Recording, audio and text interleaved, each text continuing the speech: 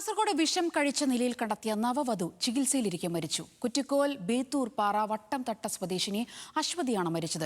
ഇതോടെ ഒരാഴ്ചക്കിടെ കാസർഗോഡ് ജില്ലയിൽ ജീവനൊടുക്കിയ ഭർതൃമതിയായ മൂന്നാമത്തെ യുവതിയാണ് അശ്വതി.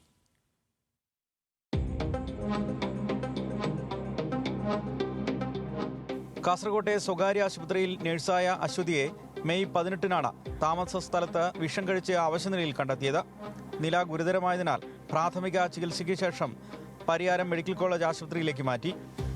ചികിത്സയിലിരിക്കെ കഴിഞ്ഞ ദിവസം രാത്രിയിലാണ് മരണം. കുറ്റിക്കോൽ ബേത്തൂർപ്പാറ വട്ടംതട്ട സ്വദേശിനിയായ അശ്വതിയുടെ വിവാഹം കഴിഞ്ഞ മാസം 4-ാം തീയതിയാണ് നടന്നത്. അമ്പലത്തറ പറക്കളായി ചീറ്റക്കാവ് സ്വദേശി രൂപേഷാണ് ഭർത്താവ്.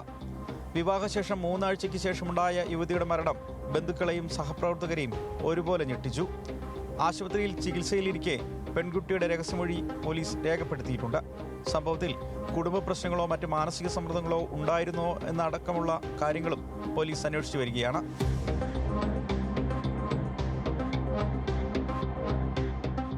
ഇതോടെ ഗാർഹിക പീഡനങ്ങളുടെ പേരിൽ മാത്രം ഒരാഴ്ചക്കിടെ 3 ഭർതൃമതികളാണ് കാസർഗോഡ് ജില്ലയിൽ ജീവനൊടുക്കിയത്. ആദൂർ പള്ളപ്പാടിയിലെ സൈനുദ്ദീന്റെ ഭാര്യ സെറീന, പാണലത്തെ 24 വയസ്സുകാരി ഫാത്തിമത്ത് സുഫൈദ എന്നിവരാണ് ജീവനൊടുക്കിയ മറ്റുള്ളവർ.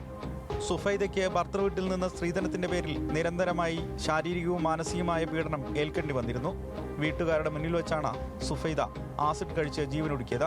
സംഭവത്തിൽ ഭർത്താവ് ആദിൽ മുഹമ്മദ് റിമാൻഡിലാണ്. അതേസമയം കേസിലെ മറ്റൊരു പ്രതിയായ ആദിലിന്റെ മാതാവ് ആയിഷയെ ഇതുവരെ അറസ്റ്റ് ചെയ്തിട്ടില്ല.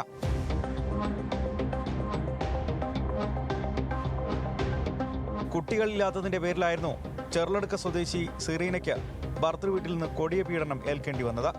ഭർത്താവിനൊപ്പം താമസിക്കുന്ന സെറീനയെ പള്ളപ്പാടിയിലെ വീടിനോട് ചേർന്ന ഷെഡിലാണ് ജീവനൊടുക്കിയ നിലയിൽ കണ്ടെത്തിയത്.